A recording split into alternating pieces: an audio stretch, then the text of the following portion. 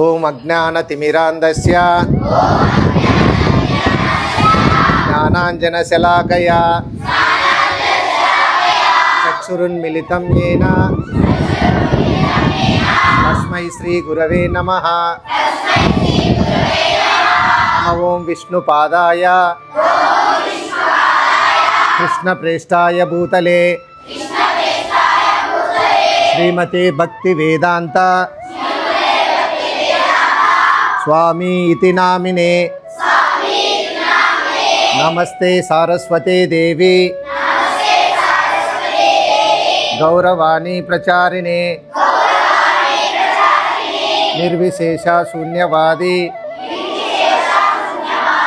పాశ్చాత్య దేశతారిణే. మనం భగవద్గీతలో 3వ అధ్యాయంలో 21వ శ్లోకం. యద్యదాచరతి శ్రేష్ఠ సత్తతేవేతరో జనః సయత్ ప్రమాణం కురుతే లోకాస్తదానువర్తతే. శ్రేష్టవాడైన వ్యక్తి ఎట్టి కార్యక్రమాలను చేయునో వాటినే సామాన్య జనులు అనుసరించురు. ఆదర్శవంతమైన కర్మ ద్వారా అతడు దేనిని ప్రమాణముగా నెలకొల్పునో దానినే లోకమంతయు అనుసరించును. దీని భావం ఏమి? శ్రేష్టమైన వ్యక్తి దేన్ని ఆచరిస్తాడో సామాన్యుడు దాన్ని అనుసరిస్తారు. అదే కదా చెప్పిండేది. శ్రేష్టమైన వ్యక్తి దేన్ని ఆచరిస్తాడో సామాన్యుడు కూడా దానిని అనుసరిస్తాడు. అవునా? ఇప్పుడు చూడండి, మన ఒక బయట చూస్తూనే ఉంటాం. ఒక చీమ ఉంది. ఆ చీమ ఎలా పోతూ ఉంటే వెనకున్న చీమలు కూడా అదే లైన్లోనే పోతూ ఉంటాయి. అంటే ముందు చీమని వెనక చీమ ఫాలో అవుతుంది. అంటే భగవంతుడు సృష్టించిన 84 జీవరాశుల్లో చీమకే అంత జ్ఞానం ఉంటే మరి జ్ఞానం ఉన్న మనుషులం మనం ఎలా ఉండాలి? సో మనం ఎప్పుడూ కూడా శ్రేష్టమైన వ్యక్తుల్నే చూడాలన్నమాట. ఎవరు ఈ సృష్టిలో శ్రేష్టమైన వ్యక్తులు? తల్లి, తండ్రి, గురువు, దైవం. సో తల్లి, తండ్రి, గురువు, దైవం అంటాం కదా. వాళ్ళంతా ఎక్కడి నుంచి వచ్చారు అని అంటే వాళ్ళ అమ్మా నాన్నల నుంచి వచ్చినారు అంటాం. వాళ్ళ అమ్మా నాన్నల దగ్గర నుంచి వచ్చింది. ఇలా అమ్మా నాన్నలు, తాతలు, ముత్తాతలు, ఆ తాతలు, ఈ తాతలు అంతా ఎవరి దగ్గర నుంచి వచ్చింటారు? దేవుడి నుంచి వచ్చింటారు. అంటే మొత్తానికి ఈ సృష్టికర్త ఎవరు? భగవంతుడు. ఇక్కడ మీరు దేవుడు అన్నారు, నేను భగవంతుడు అన్నా. భగవంతునికి దేవునికి డిఫరెంట్ ఏంటంటే, ఇప్పుడు మన రాష్ట్రానికి ఎంతమంది ముఖ్యమంత్రులు ఉంటారమ్మా? ఒక్కరే కదా. సో ఆ ఒక్కరినే ఏమంటారంటే దేవాతి దేవుడు లేదా భగవంతుడు అంటారు. ఎంతమంది మినిస్టర్లు ఉంటారు? మినిమం 36-40 మినిస్టర్స్ ఉంటారు. వాళ్ళందరినీ ఏమంటారు అని అంటే దేవుళ్ళు అంటారు. ఒక చీఫ్ మినిస్టర్ ఉంటాడు కదా. అలానే దేవతలందరూ ఉంటే ఒక దేవుడు అనే ఆయన, దేవాతి దేవుడు అనే ఆయన ఒకడు ఉంటారు కదా. సో అటువంటి దేవాతి దేవుణ్ణి కొంతమంది ఏమంటారంటే కృష్ణ అంటారు, ఇంకొందరు అల్లా అంటారు, ఇంకొందరు జీసస్ అంటారు. వారి వారి యొక్క సంప్రదాయాలను బట్టి, వాళ్ళు పుట్టి పెరిగిన ప్రదేశాలను బట్టి, వాళ్ళ పెద్దలు ఆచరించే ఆచారాలను బట్టి వాళ్ళ యొక్క దేవతారాధన ఉంటుంది. అంతేగాని ఎవరు ఎక్కువ కాదు, ఎవరు తక్కువ కాదు. మనందరం ఎవరు చెప్పండి? మనుషులమా కాదా? సో మనిషిని మనిషిలా మార్చగలిగే తత్వం ఎవరి దగ్గర ఉంది అంటే భగవత్ తత్వం దగ్గర ఉంది. సో అటువంటి భగవత్ తత్వం మనకి ఏం నేర్పుతుంది? డూస్ డోంట్స్, ఏం చేయాలి, ఏం చేయకూడదు అనే విషయాన్నే కదా తెలియజేసేది. సో దాన్ని ఏమంటారు? జ్ఞానము అంటారు. సో భగవంతుడు ఇచ్చే జ్ఞానాన్ని మనం ఏమంటామంటే భగవంతుడు చెప్పిన మాట. దాన్ని తెలుగులో ఏమంటాం? సంస్కృతంలో తెలుగులో ఏమంటామంటే భగవద్గీత. అంతేగాని ఈ భగవద్గీత ఏ ఒక కులానికో ఏ ఒక మతానికో చెందినది కాదు. మనిషికి సంబంధించినది. మనిషి ఎలా బ్రతకాలి, ఎలా బ్రతకకూడదు, సొసైటీలో ఎలా అమ్మ అని పిలవాలి, ఎలా అక్క అని పిలవాలి, ఎలా అన్న సోదరభావంతో ఎలా ఉండాలి అని తెలియజేసే శాస్త్రమే భగవద్గీత. సో ఇది క్లారిటీ కదా.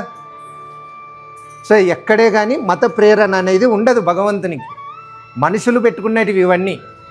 సో కాబట్టి అటువంటి మనుషుల్లో ఎటువంటి మనిషిని మనము ఫాలో కావాలి అన్న శ్లోకమే భగవద్గీతలో 3వ అధ్యాయంలో 21వ శ్లోకం. యద్యదాచరతి శ్రేష్ఠ స్తత్తదేవేతరో జనః. శ్రేష్టమైన వ్యక్తి ఎట్టి కార్యాలు చేస్తాడో సామాన్యుడు కూడా అటువంటి కార్యాలే చేస్తాడు. ఇప్పుడు చూడండి, ఇంట్లో పెద్దలు ఉన్నారు, పిల్లల ముందర సిగరెట్ తాగితే రేపు పొద్దున వాడు సిగరెట్ తాగడా? పిల్లల ముందర ఏదో జల్సాకు వచ్చినాము సంతోషం కోసం అంటాము అని మందు తాగినాడు అనుకో, రేపు పొద్దున అదే నీ కొడుకు మందు తాగినాడంటే. సో కాబట్టి శ్రేష్టమైన వ్యక్తి దేన్ని ఆచరిస్తాడో, శ్రేష్టం అంటేనే ఇంటి పెద్దలు మాత్రమే శ్రేష్టం అనరు, వయసులో పెద్దవాడిని మాత్రమే శ్రేష్టం అనరు. మంచి లక్షణాలు ఉన్న ఎవరినైనా సరే శ్రేష్టమైన వ్యక్తిగా చెప్పబడతారు. అటువంటి శ్రేష్టమైన వ్యక్తులు ఎవరు అంటే, ఇంటిలో అయితే తల్లిదండ్రులు, బడిలో అయితే గురువులు, సమాజంలో అయితే నాయకులు లేదా రాజు.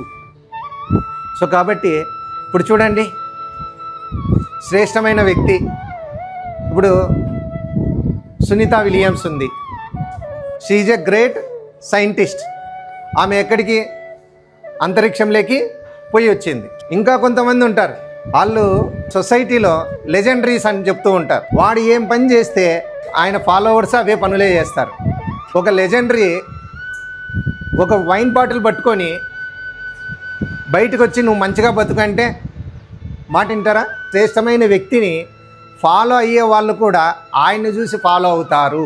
ఒక తండ్రిని ఒక కొడుకు చూస్తాడు, ఒక బిడ్డ చూస్తుంది. తండ్రి ఏం చేస్తున్నాడో, తల్లిదండ్రులు ఏం చేస్తారో పిల్లలు ఆ పని చేస్తారు. సో ఆ పిల్లల యొక్క ప్రవర్తన బయట మనం ఊరిలో చూస్తారు. ఆ ఊరిలో చూసినప్పుడు ఊరంతా ఏమనుకుంటారు? అబ్బా వీళ్ళ అమ్మా నాన్నలు ఉత్తమమైన వాళ్ళప్ప, ఆ పిల్లలు కూడా ఉత్తమమైన పనులే చేస్తున్నారు, మంచిగా చదువుకుంటారు, ఎవరి జోలికి పోరు, చాలా పద్ధతిగా ఉంటారు అని చెప్పేసి లోకమంతా కొనియాడుతుంది, పొగుడుతుంది. ఆ పొగిడిన తర్వాత వాళ్ళు కూడా లోకమంతా ఆ కుటుంబాన్ని చూసి మంచి చేయాలని, మంచిగా బతకాలని ఆలోచనలో పడి ఆ ప్రయాణాన్ని మొదలు పెడతారు. సో ఇప్పుడు చూడండి, కేవలం శ్రేష్టమైన వ్యక్తిని అన్ని మంచి పనులు చేసే వాళ్ళని మనం చూస్తాం, కానీ చెడ్డ పని చేసిన వాడు కూడా పశ్చాత్తాపం పడి నేను తప్పు చేశాను, నేను ఇక మీదట తప్పు చేయను అన్నవాడు కూడా గొప్పవాడే. తప్పు చేసింటాడు వాడు, కానీ రియలైజ్ అయిన తర్వాత ఆ తప్పు చేయను అన్నవాడు కూడా గొప్ప వ్యక్తే. ఇంకా కొన్ని సందర్భాలలో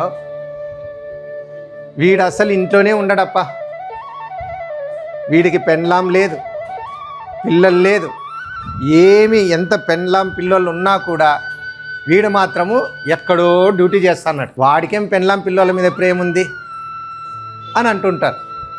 ఉదాహరణకి ఒక సోల్జర్ ఉన్నాడు. సోల్జర్ ఎక్కడ పని చేస్తుంటాడు? ఆర్మీలో పనిచేస్తూ ఉంటాడు. ఆర్మీలో పనిచేసే సోల్జర్కి దేశమంతా తన కుటుంబమే, తన భార్య తన పిల్లలు మాత్రమే కాదు కుటుంబం అంటే. కానీ ఆయన ఎంత సాక్రిఫైస్ చేసి, తన దేహాన్ని సాక్రిఫైస్ చేసి తన దేశం కోసం ఎంత పాటుపడుతున్నాడో చూడ.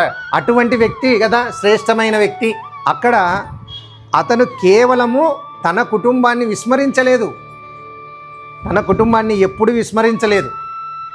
అతను అక్కడ కష్టపడి పనిచేస్తే జీతం రూపంలో ఇంటికి పంపిస్తున్నాడా? అది తన కుటుంబం కోసం బాధ్యతతో తాను అక్కడ డ్యూటీ చేస్తున్నాడు. కానీ తన నిజమైన భారతదేశ సేవ మాత్రము బార్డర్లో చేస్తున్నాడు. అతను శ్రేష్టమైన వ్యక్తే కాదా? సో అటువంటిది మనం చూడాలి. సో ఇక్కడ ఈ శ్రేష్టమైన వ్యక్తిని ఎలా చూస్తారనడానికి ఒక చిన్న కథ ఉంది. మీ అందరికీ అక్బర్ బీర్బల్ తెలుసా? అక్బర్ ఒక రాజు, బీర్బల్ ఒక మంత్రి. అక్బర్ బీర్బల్ అన్న పేర్లు విన్నారా? విన్నారు కదా. సారి అక్బరు మన దేశాన్ని పరిపాలించే టైంలో ఆయన దగ్గర బీర్బల్ అనే మంత్రి పనిచేసేవాడు కదా. బీర్బల్ ఎంతో గొప్పవాడు, సమయస్ఫూర్తి గలవాడు, మంచి తెలివి, సమయస్ఫూర్తి, రాజనీతి ఇలా ఉన్నవాడు అనమాట. సో అతని పేరు పర్షియా దేశానికి కూడా తెలిసిపోయింది. అప్పుడు పర్షియా నుంచి ఒక మంత్రి వచ్చినాడు. వచ్చి అక్బర్ దగ్గర, రాజుగారు మీ మంత్రి ఎంత గొప్పవాడో తెలుసా? ఆయన గొప్పతనాన్ని మా పర్షియా దేశంలో కూడా పొగుడుతున్నారు. ఒక్కసారి మా పర్షియా దేశానికి బీర్బల్ని పంపండి అని అడుగుతాడు. సరే, అక్కడికి పోయిన తర్వాత బీర్బల్ గొప్పతనాన్ని ఆ రాజు చూడాలని అనుకుంటాడు. అనుకొని ఆయనకు ఒక పరీక్ష పెడతారు. ఏం పరీక్ష అంటే, ఆ బీర్బల్ వచ్చే టయానికి రాజ అంతఃపురంలో, ఆ బీర్బల్ వచ్చే సమయానికి ఆ రాజసభలో 10 సింహాసనాలు వేస్తారు. ఆ 10 సింహాసనాలలో రాజులు 10 మంది కూర్చుంటారు. రాజు వేషం వేసుకొని 9 మంది ఒక రాజు కూర్చొని ఉంటారు. మొత్తం 10 మంది కూర్చొని ఉంటారు. బీర్బల్ వచ్చిన వెంటనే ఎవరికి నమస్కారం పెట్టాలి? రాజుకు పెట్టాలి. కానీ అక్కడ ఎంతమంది ఉన్నారు? 10 మంది ఉన్నారు. మరి ఆ 10 మందిలో రాజుని ఎలా గుర్తుపట్టాలి? అప్పుడు బీర్బల్ యొక్క తెలివితేటలు అక్కడ గమనించాలి మనం. సో వెంటనే బీర్బల్ ఏం చేస్తాడంటే, ఒక వ్యక్తి దగ్గరికి వెళ్ళి ఆయనకి ఇలా ప్రణామం చేసి, రాజుగారు, నన్ను, నా దేశాన్ని, మా రాజును గుర్తించి నన్ను ఇక్కడికి పిలిపించుకున్నందుకు చాలా ధన్యవాదాలు అంటారు. వెంటనే ఆ పర్షియా రాజు ఆశ్చర్యపోతాడు. అరే, బీర్బల్ అంటే ఏదో విన్నాను అంతే, కానీ ఇప్పుడు కంటిని ముందర చూస్తున్నాను, నేనే రాజునని నువ్వు ఎలా గమనించావు? వీళ్ళందరూ సేమ్ నాలానే ఉన్నారు కదా, మరి వాళ్ళందరినీ నువ్వు రాజు అనలేదే, నన్నే ఎలా అన్నావు అంటే, అప్పుడు బీర్బల్ అంటాడు, రాజా, నువ్వు నన్ను చూస్తూ ఉన్నావు, నీ పక్కనున్న 9 మంది నిన్ను చూస్తూ ఉన్నారు, నువ్వు నన్ను చూస్తున్నావు, మిగతా వాళ్ళు నిన్ను చూస్తున్నారు. అంటే ఇక్కడ మనం గమనించాల్సిందేది ఏమంటే, శ్రేష్టమైన వ్యక్తి ఎక్కడికి చూస్తాడో, ఏమి చూపిస్తాడో అని చెప్పేసి మిగతా జనమంతా ఎవరిని చూస్తూ ఉంటారు? రాజును చూస్తూ ఉంటారు.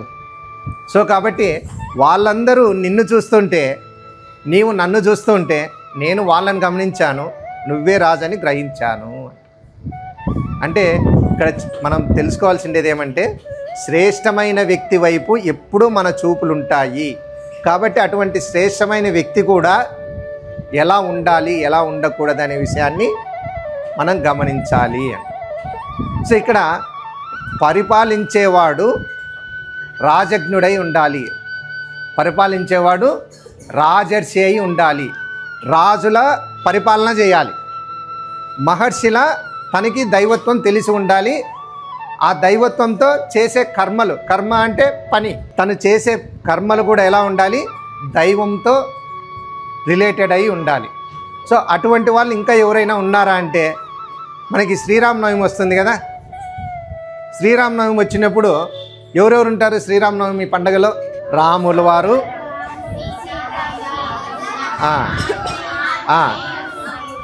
ఓకే, ఎవరెవరు ఉంటారు?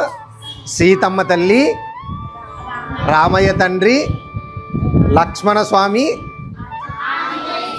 హనుమంత స్వామి ఉంటారు. అవునా? అదే ఆంజనేయుడు ఉంటారు.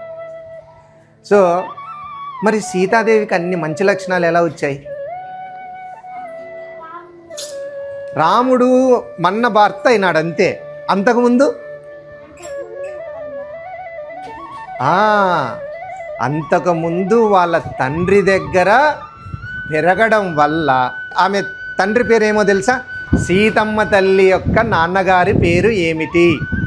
నేను ఆన్సర్ చెప్తాను, మళ్ళీ మీరు అక్కడికి వెళ్ళి వాళ్ళకి క్వశ్చన్ వేయండి, వాళ్ళకి తెలియకపోతే మీరు ఆన్సర్ చెప్పండి. సీతమ్మ తల్లి వాళ్ళ నాన్నగారి పేరు జనక మహారాజు. జనక మహారాజు. ఈ శ్లోకం ముందే ఉంది. ఇది ఎన్నో శ్లోకం మీరు మళ్ళీ చూసుకోండి. 20వ శ్లోకంలో జనక మహారాజు గురించి అక్కడ చెప్పారు. ఎప్పుడైతే రాజ్యాన్ని పరిపాలించేవాడు సరైన కర్మలు అంటే సరైన పని చేస్తాడో లోకమంతా దాన్నే ఆచరిస్తారు. వీళ్ళంతా లోకులు కదా, సమాజంలో ఉన్నవాళ్ళు కదా వీళ్ళంతా. ఈ సమాజంలో ఉన్నవాళ్ళు, ఈ సొసైటీలో ఉన్న వాళ్ళందరూ ఎటువైపు చూడాలి? ఇటువైపు చూడాలి, ఇటువైపు చూడాలి, ఇటువైపు చూడాలా? ఇటువైపు శ్రేష్టమైన వ్యక్తి ఇక్కడ ఉన్నాడు అంటారు. ఇక్కడ శ్రేష్టమైన వ్యక్తి కాదు. సో కాబట్టి మీరే నిర్ణయించుకోండి. మీరు ఇటువైపు చూసి ఇలా అవుతారా, ఇటువైపు చూసి ఇలా అవుతారా, మీ ఇష్టం. సో కాబట్టి శ్రేష్టమైన వ్యక్తి ఎలా ఉండాలో ఇది తెలియజేస్తుంది. భగవంతుడు చెప్పిన మాట ఎవరైతే వింటారో, ఎవరైతే ఆచరిస్తారో వారు నిజమైన శ్రేష్టమైన వ్యక్తిలా ఫ్యూచర్లో అవుతారు. కేవలం భగవద్గీత అనేదే కాదమ్మా. నీ ఇంట్లో భగవద్గీత ఉంటే భగవద్గీత చదువు, నీ ఇంట్లో ఖురాన్ ఉంటే ఖురాన్ చదువు, నీ ఇంట్లో బైబిల్ ఉంటే బైబిల్ చదువు. భగవత్ తత్వము ఒకటే నేర్పుతుంది, ఎదుటివాడిని గౌరవించు, సొసైటీలో మంచిగా బతుకు, స్త్రీని చూస్తే అమ్మ అక్క అని మాట్లాడు, అబ్బాయిని కానీ మగవాడిని కానీ చూస్తే సోదర భావంతో మాట్లాడు. అంతేగాని స్త్రీ ఆట వస్తువు, కేవలం సంతానం కోసం మాత్రమే ఉపయోగపడే ఒక మిషను అని చూడటం అనేది కరెక్ట్ కాదు. అమ్మ అని ఎవరినైనా పిలుస్తామో మనము? కేవలం ఒక స్త్రీని మాత్రమే అమ్మ అని పిలుస్తాం. సో మరి అటువంటి అమ్మని మిషన్లా మాట్లాడుకోవాలా? ప్రింటింగ్ మిషనా? పుస్తకాల మీద పుస్తకాలు వస్తానా ఇలా అనడానికి? ఎప్పుడైతే స్త్రీని ప్రింటింగ్ మిషన్లా చూస్తారో వారు నిజంగా మనిషే కాదు, అమ్మ. అందుకే చూడండి, మన భారతదేశము భరతమాత, అమ్మ అని పిలుచుకుంటున్నాం మనం. అటువంటి భారతదేశంలో ఉండి సనాతన ధర్మాలు, ఇంకా ఇక్కడ సనాతన ధర్మము అంటే అర్థం ఏమంటే, సనాతన అంటే పర్మనెంట్ అని అర్థం, ధర్మం అంటే పని, మనం చేసే పనినే ధర్మము అంటారు. మీ ధర్మం ఏంటి మరి కదా? ఎవరైనా ఏరా చిన్నపిల్లని నీకు ఆ మాత్రం ధర్మం తెలియదా, బడికి పోవాలని అని అంటారా అనరా? సనాతన ధర్మం మీకు 6 సంవత్సరాల నుంచి 21 సంవత్సరం వరకు మీ సనాతన ధర్మం, నిజమైన ధర్మం ఏంట్రా అంటే ఏంటి? మీకు చదువుకోవడం, తల్లిదండ్రుల్ని గౌరవించడం, తల్లిదండ్రులు చెప్పిన మాటల్ని వినడం, గురువులు చెప్పిన దానిని వినడం, ఫైనల్గా భగవంతుడు ఏదైతే చెప్పాడో దాన్ని శాస్త్ర రూపంగా తెలుసుకోవడం. శాస్త్రాలు మనకి తల్లి లాంటివి. ఇదిగో ఈయనే మీ తండ్రి అని చెప్పేది ఎవరు మనకి? అమ్మ. మరి ఇదిగో ఇదే నిజమైన జ్ఞానం అని మనకు తెలియజేసేంటి ఏంటి అంటే గురువులు. గురువులు దేన్ని చూసి చెప్తారు? ఇలాంటి శాస్త్రాలు, పుస్తకాలను చూసి చెప్తారు. సో కాబట్టి శాస్త్రాలు, పుస్తకాలు మనకి తల్లి లాంటివి. కాబట్టి ప్రతి ఒక్కరూ వారి వారి సంప్రదాయ గ్రంథాలని ఖచ్చితంగా గౌరవించాలి. ఆ సాంప్రదాయ గ్రంథాలలో ఉన్న మంచితో తమ జీవన ప్రయాణాన్ని కొనసాగించాలి. హరే కృష్ణ హరే కృష్ణ కృష్ణ కృష్ణ హరే హరే హరే రామ హరే రామ రామ రామ హరే హరే హరే కృష్ణ హరే కృష్ణ కృష్ణ కృష్ణ హరే హరే హరే రామ హరే రామ రామ రామ హరే హరే శ్రీల ప్రభుపాదికి హరే కృష్ణ.